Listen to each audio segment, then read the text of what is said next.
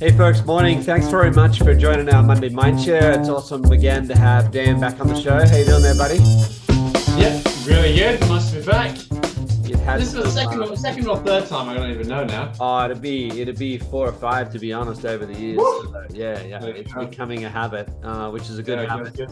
Uh, hey, some tough weather through the summer there. You guys have had.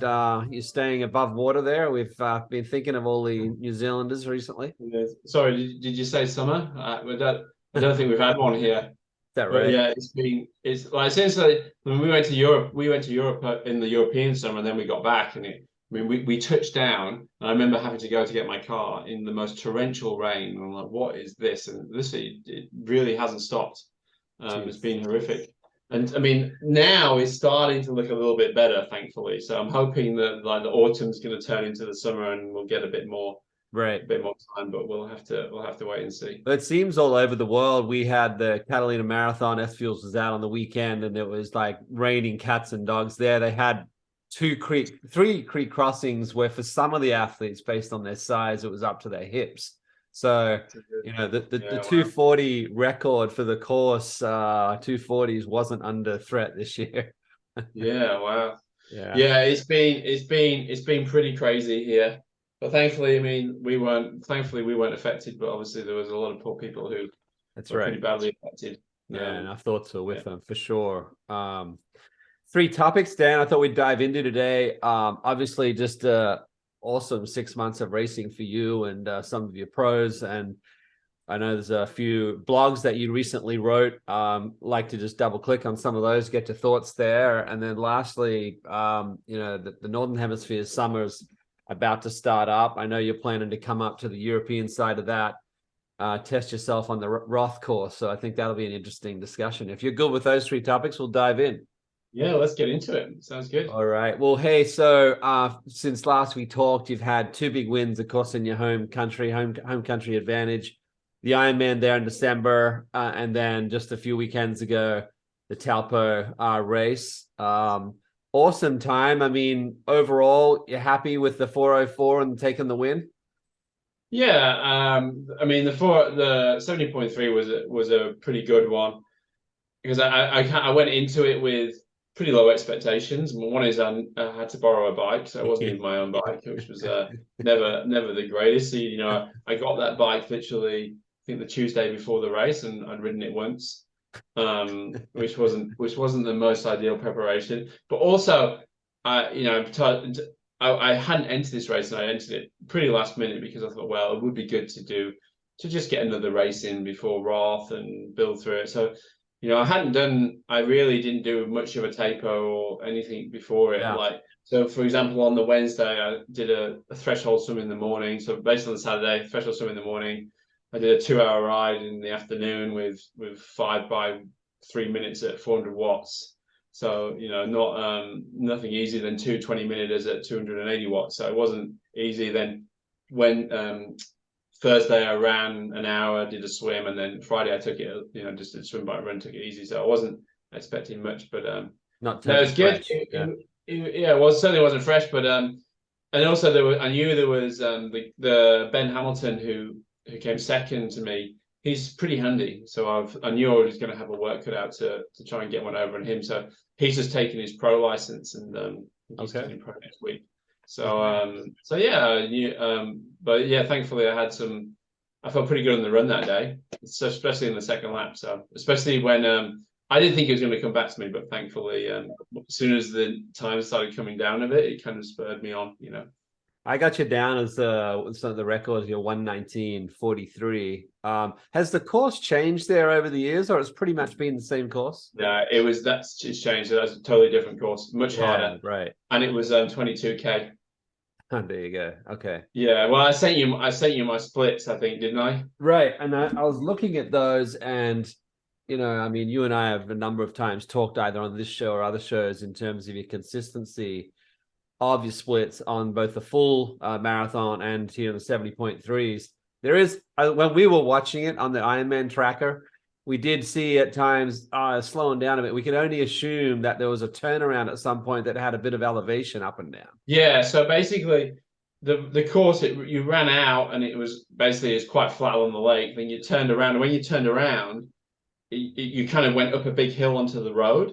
Right. So you turned around, up a big hill, down the other side. Then it had two lumps on the way back, and the second lump is quite a substantial lump as well. Right. So I was on the flats. I was 330s to 335, but that was slow. Those will slow me down to 350s.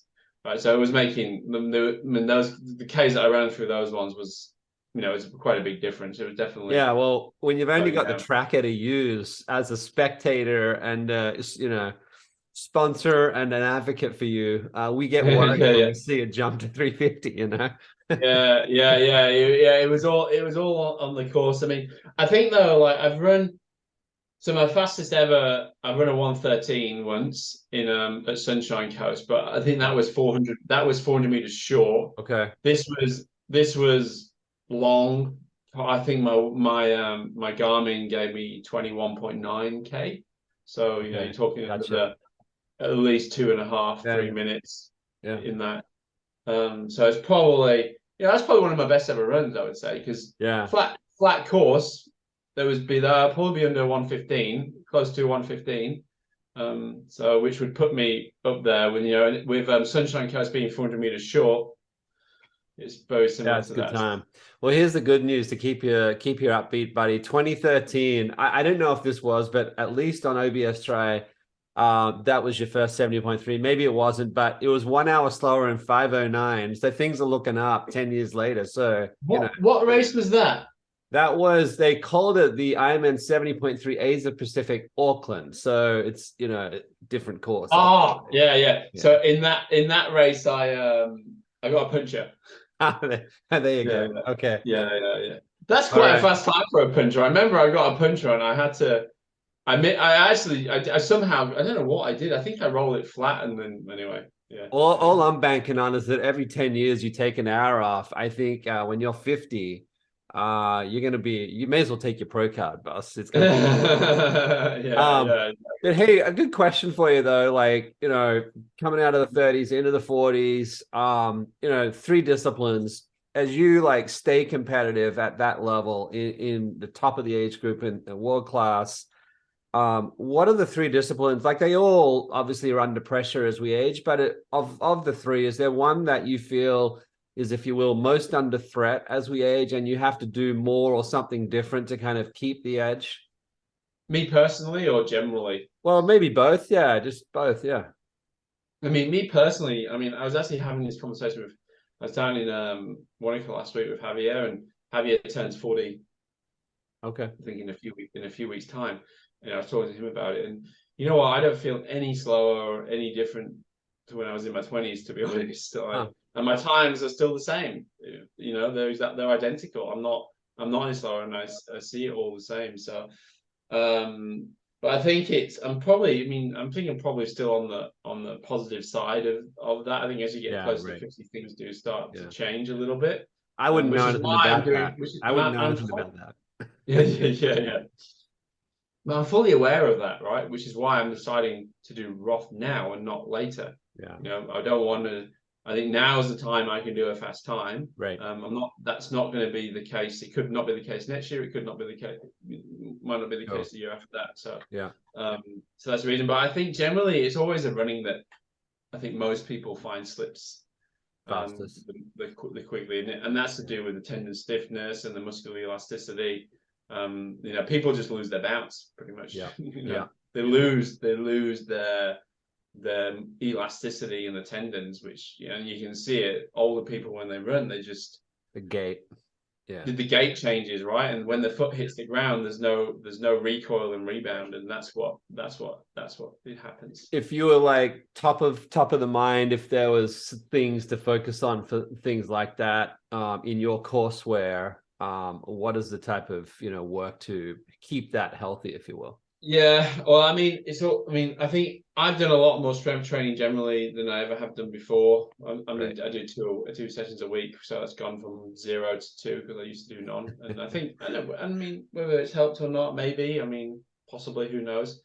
But I think like things like plyometrics is really important as we age. strength and plyometrics, Right. especially for running. Yeah. That'll be the two things that I would be including, and making sure we maintain that high intensity, and not the long slow stuff can probably go away a little bit more and go for quality over quantity. Yeah. Because particularly if you have a big training history, you know, those kind of chronic adaptations and changes, they last a very long time. And Yeah. and you're just not going to build. You're not going to build more aerobic and endurance in endurance once you know, if you've been doing it for, like I have, for freaking, you know, nearly 30 years. You know, so Yeah. Yeah. Hey, on the there was talk of the race day in Taupo was going to be a fast day, and I believe the heat came up pretty solid, and also the wind on the bike. Matt was telling us the wind on the bike, at least on one direction. But I was just going to ask you on the heat, like, at what point does the duration of, I would imagine 70.3s, heat's still a big factor because of how long you're out there. If you get into marathon times, 3 hours, or if you get into Olympic sprint distance, you know, you've got your LDT, I think it's 104, or maybe it's actually, which one is the heat? 103. 103. So where do you feel like is the kind of duration where heat really becomes a factor? Anything over a minute. Is that right, huh? Yeah, well, yeah. I mean, if you look at the research, it's really anything over a minute, but it's not. In some regards, the longer it is, the less the heat is actually a factor. In some regards, it provided you hydrate and you keep on top of your nutrition, because the main driving factor of overheating and hypothermia is metabolic heat production. So that means that the heat that we're generating from the work, so the higher the intensity of the exercise, the more likely you are to actually get some kind of heat stress illness. So like an hour, for example, you're more likely to get a heat injury from an hour of exercise flat out in very hot conditions than you are for 8 hours, because the intensity of work is so high. There's a great paper that was done by the Qatar group, a guy called Rassinas, a French guy, who looked at the core temperatures are in Qatar during the 40-kilometer time trial versus the 180k bike road race, and the core temperatures in the 40-kilometer time trial were astronomically higher than in the 180k time. Just because of the intensity. Race, just because of the intensity. So the harder you go, the more you are subject, you risk of heat illness, which is why the main thing you do when you get too hot, what do? You slow down, back off, because you're trying to reduce the metabolic heat production and thereby cool yourself down. So yeah. Hey, so just going back through your numbers over the years, 2016 is a 409. This is all New Zealand 70.3 races. 409 2016. 345 in 2017. Now that was a duathlon. Yeah, it was a duathlon. Okay. It was a 3K swim. I was going to ask you about that. Yeah. Okay. And it was a different, flatter run as well. It didn't go all the way out. I think it was shorter laps. Yeah. And then 2020, 404.25, almost the same, a little faster, 404.19. This past week, 2 weeks. I assume you would have to be eyeing down the world champs in New Zealand 70.3 next year. No, not interested. Really? No. I just thought in your backyard, I thought you'd be eyeing that off. No, I'm not interested. So the 404 that I did was also a different run course, and I think it was a bit quicker. Right. And it was a different start finish when I did that other one in 219. Yeah, that was a different run course. Yeah. Okay. It was slightly different this time. So I think overall this time was probably marginally quicker than that one. Right. Okay. Gotcha. I think my run time was 118 during that one, wasn't it? Was it faster? Yeah, you've got 118. That's right. Well, at least it's what it's got here on the record. I know since 2018, we'll get into this. It's a critical factor to access critically. This hat you wear with the aloha on top of it. Must be a key factor in your results I from know. 2018 onwards. I know. It's I have to keep it under lock and key. I mean, Gustav Eden has his lucky hat, but I had my lucky hat before him. So yeah, so, But yeah. So what kind of happened? Because it's not even like, as far as I know, when I've seen it and I've seen it up close, it doesn't even look like a sports hat. It looks like a pretty much a recreational hat. So no, there it must is. be a bit of a history to why you chose that hat. No, it is a sports hat. It's a head sweat. It's Oh, one it of those head is. sweat. It is a head sweats. Yeah. Okay. So the story behind it, literally, the day before Kona, I was like, I had a visor. Like in 2018, I had a visor, and I was like, for some reason, I just decided I wanted a hat, Yeah. to take the heat off my head. I don't Yeah. know why.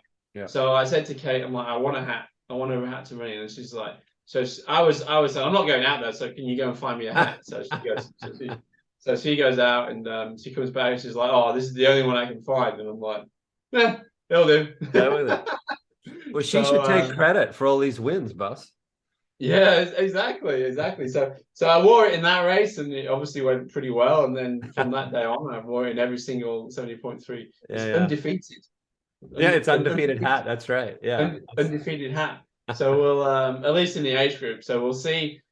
I have to make if we should probably shouldn't tell anyone because they'll probably try and steal it in Roth and Well, at least you jeopardize. should get some share options on the Aloha Hat Company. Since you're Yeah. advertising it. Well, it's funny because there's a picture of me running down into Angela with the Run Aloha, and they did make a comment, and yeah. So Hey, because it's that shop in on the Leahy Drive. There's the Run Aloha at the back. right. And, great hat. Just quickly to finish off this Taupo topic, you sent me a message on WhatsApp after the race a day or two later, say, hey, that primed is the go-go juice. We had two aspects to that. Obviously, there's the cognitive function, and then there's the fat ox improvement. Just talk a little bit about your either research experience or your own experience just through your observations on the use of caffeine and rate of perceived exertion. Yeah, I mean, so when it comes to caffeine, one of the mistakes that most people make is they think, oh, they just have caffeine during the race, right? They just take it in, have it in the gels, have it in the sports drinks. But the real benefit actually comes from a bit of a preload, and that 80, and I think it's 3 milligrams per kilogram of body weight is about the optimal dose. So I had 160 grams. So it wasn't that high. Yeah. But I had a coffee before it as well. So I was up there. Yeah. But I used to do it in pill form. I used to take like 2 right. like in the no dose. But yeah, it was really good. Works really well. I mean, the idea behind it is it does a number of things. It can even help fat oxidation. It can even help carbohydrate oxidation as well. It helps both sides of the oxidation, and it also blunts the adenosine receptors. So you feel a little bit. You don't feel the fatigue as much potentially. Right. But something that I've always done is that big dose before, trickle it in during, because I also had another sachet in my bottle on the bike as well. Right. And yeah, and you were race plus drink on the bike, and then I think you published this kind of the secret stash of Dan Plews' Transit T2 with your bullet there. So I had the bullet. I had one bullet with two scoops in, so 44 grams of carbs. Right. And I took that just coming towards the back end. It must have been maybe about 3K to go towards the end of the first lap. So what's that? Coming up to 10K. Yeah. Which is why I managed to give it some good juice on the way home, I think. So finish it off. Yeah. Yeah. Well, hey, you published a blog on Jan's result. Awesome result to see him run onto the podium. Maybe you can tell people where to get hold of your blogs, but thematically, what was the kind of insight into what happened there on the run with Jan? Which blog are you referring to? You're probably referring to his post on Instagram. Oh, maybe it was. You had maybe echoed that. Yeah, I'd echoed it. Yeah, Okay. yeah. So that was Jan actually posted on his own Instagram, and I kind Okay. of echoed it back. But yeah, what Jan was talking about was, what I mean. So the thing about Jan is, like, if you look at him, if you look at his pure run times, he's not actually super fast, but he's one of the best marathon runners in the world, in an Ironman, because of a few. And what he was saying is that he relates it to, one is the sort of training he does. So, and he related back to me in this, what I always come back to is called the SAID principle, which is specific adaptation of imposed demands. So you you have to be training has to be very specific to what you're trying to actually do in the race, which means running off the bike a lot. It means doing things at the right pacing, making sure the bike before it is similar to what you'll do in the race, and that's really important. Mm. And I always get amused when coaches talk about individual responses, and how they individualize their training based on the person. I fully appreciate that certain people need different things because they might have an area of weakness, but everyone adapts the same way to the imposed demand, right? If you do threshold training, you get better at threshold. You do Right. VO2 max training, you get better at VO2 max training.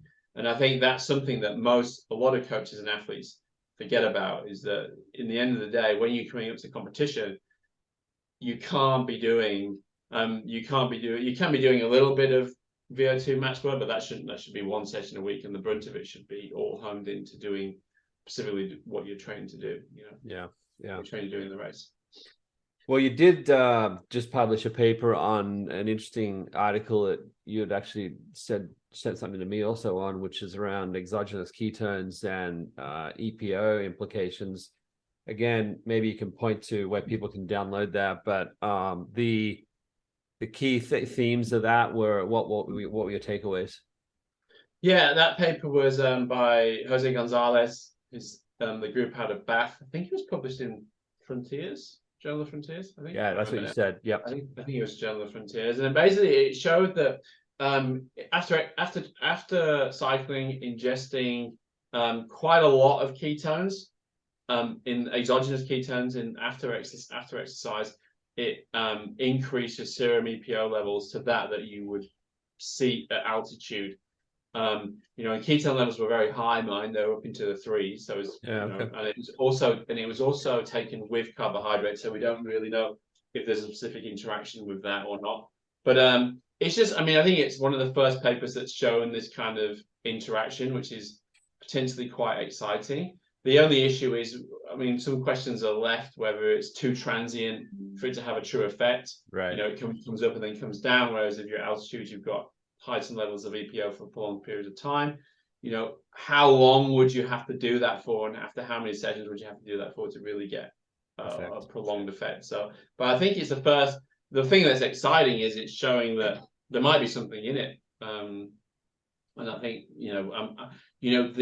so that paper was published very quickly as a rapid communication. So they obviously saw it, pulled it together really quick. And there's probably a little bit more to come out of that data, I would expect. Right. So watch this space from that group. But Yeah, it seems to be the case, and maybe it's more anecdotal at the moment, in the spirit of just how many, particularly in the Tour de France side of things, teams are doing this. But it feels like the kind of research is going to be a lagging indicator versus a front triggering indicator. There's a great meta-analysis that was published that showed no performance benefit from taking exogenous ketones. But I think that there's a few things. Think of the mechanism, right? Why, if you think about what's happening with that, the mechanism for ketones is it's increasing fat burning, it's probably stabilizing your blood glucose. So it only lends itself to exercises of very, very long duration. It's not going to be, and all the research is being done over short duration exercise. So of course it's not going to be working. Right. And also, I know for a fact that it is being rampantly used in the Tour de France. Right. Basically, someone was saying to me the other day that in tour races now, it was Jan, because Jan trains with a lot of the pro guys when he's in Switzerland, and he said that his friends say that now the race will start, it's quite hard for the initial breaks, it's very pushy. As soon as it kind of settles down, then it gets then there's just all these ketone bottles being thrown everywhere, like people drinking all the ketone. So Right. yeah, I think it's really, really exciting and Interesting area. as you know, I've used it for years. So yeah. yeah. No, I think there'll be more in the space for sure. Then the other paper that you and I both wrote on in our respective blog areas was around, there was a group of researchers that really I felt was probably one of the heaviest controlled studies I'd seen on low carb, high fat for high intensity performance. There's always been that question of whether you lose it or not, but it was almost so controlled, it seemed, that the number of athletes they could put into the protocol, it's pretty hard to find, getting a bunch of athletes. I think they had 10 athletes, but it was great to see just how controlled it was, and just the amount of fat ox that was going on. It's still at very high, like 85% of VO2 max. It's kind of non-textbook stuff. It's typically what you don't read in a textbook.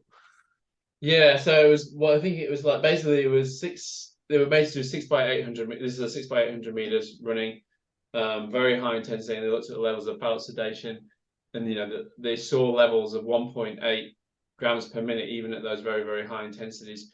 And don't forget that, like, the way they're measuring that is through direct calorimetry, the metabolic masks, which will underestimate fat oxidation because of the increase in acidosis increases the VCO2, because you're trying to buffer basically the acid via VCO2, via carbon dioxide. So is actually likely to be even higher than that. And this is what I find hilarious, and I always see these stupid curves where it's like, intensity goes up and people show that fat oxidation goes to zero as eventually. Yeah. But that is not known. You don't see that, right? No, well, we don't see it, and you don't know it, because basically after about 80% of VO2 max, you can't measure fat oxidation using that type of method, using the indirect calorimetry. So, so yeah, so it's really, really interesting. And I was actually asked to review another paper that will hopefully come out soon, where Tim Noakes was one of the first authors, that was just basically putting to rest a lot of myths around that, and around athletes and blood glucose, and it's a really good paper. So I obviously can't say too much about it because it's not published, but yeah, so that will come out soon. I mean, I was with Zach all weekend and we were chatting. Everyone seems to be writing about it. He wrote about it too, and he thought it was an excellent paper too. The only point he made, which I thought was interesting, like the actual macro protocol they used in that study, it was effectively a keto diet. It was pretty low. It was 50 grams a day. And Zach's point was, that's great. What will be interesting is if you continue to do that for an extended training block, could they maintain that level of intensity over multiple test periods? In the spirit of his point was, at some point he feels like you would probably see an exhaustion element start to creep into the data. Yeah, I agree with that. But I think that's why I don't really promote ketogenic diets, right? I'm always more for a lower carb diet than anything else. Right. But I think the crux of the matter is I think the paper, the main thing that's been shown in the paper is that fat oxidation is high at higher levels of exercise intensity. And regardless of what that means in terms of duration, that's the main point, right? So I think that's the main take home that you would want to take from that paper, and not really anything else. Right. No, I agree. Is there a difficulty on understanding, as a function of that, the glycogen retention? Because it feels like when that happened, why wouldn't they have been able to also show that the retention of glycogen was higher when they were able to use that much fat? Or is there a difficulty in actually measuring that in a lab context? Yeah, I mean, the only way you would do it is with muscle glycogen, right? Which then requires Biopsy. muscle biopsies, and Right. so it becomes quite complicated Okay. and hard Okay. to show. But I mean, you would assume that it has to be higher because I mean they're not using it as a It's not fuel. using it. So, yeah.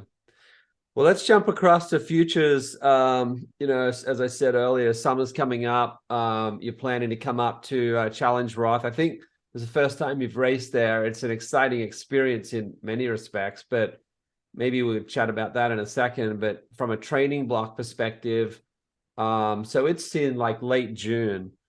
What's typically the period where you would have your heaviest blocks when you've got a race out, say in mid-June, like if you were to reverse engineer? Yeah, I mean May's going to be a heavy month. I mean it's all going to be pretty heavy now. I mean April, May, it's coming towards the end of March. I mean the whole reason I didn't really taper before I did Taupo 70.3 is because I wanted to maintain my training load during this period, because it's all like 12 weeks to go now. It's all pretty cool time. Right. So now I mean but specifically like May time is going to be very important and really on. So knowing that course, anything particular you feel you have to kind of double click on a little more in your blocks? Yeah, I mean the main thing I'm trying to double click on at the moment is a bike. Actually having one, that would be a good start. That'll be a bonus, yeah. That'll be a bonus. But in all fairness, like because the course is quite fast, and having a fast bike with a good position is going to be really important. So basically, I have kind of goals. I want to run about 2:45 marathon is my aim. Right. So 5 minutes quicker than I did in Kona. Yep. Which is probably realistic, because given that Kona is not exactly a fast run course, and it's hot. Yeah. Which would, but I have to do that off a fast bike, and to do a 2:45, I have to get off the bike in pretty good shape. So the more effectively I can get around that bike course in around the 4:20 mark, the more I'm gonna, the more realistic it will be. So I need to make sure that I'm very fit on the bike, but also my power is making some speed. I mean, as I said, as much as it's an experience, just knowing you, the competitor in you, you're obviously looking at the times and, what competitiveness means on the Roth course for, a top of the class age grouper. What do you think it takes to win there, time wise? Last year the first age group did 8:15, I think. Okay. 8:14, 8:15, something like that. Yeah. So I mean, honestly, if anything, I would like to do faster than 8:24. I mean, that's the fastest I've ever done in an Ironman. I'd like to go faster than that. But I think that's pretty realistic. Yeah. I've only ever done Kona and Taupo. And with the right conditions and the right people around me, I think that will also, the race dynamics will play an important part in all that, of course. Hopefully I can. I think banking a good marathon will be key. So. Yeah, freshwater swim, I guess, but a suited swim, I guess. Yeah, suited swim, and I prefer freshwater, to be honest. I reckon I can give it a nudge, For sure. Well, hey, we'd love to check in maybe a little closer as we get there, and get closer to it, and just see how it's all coming together and what your expectations are as you do get closer. But awesome to catch up, bud, and keep the heavy blocks churning away there.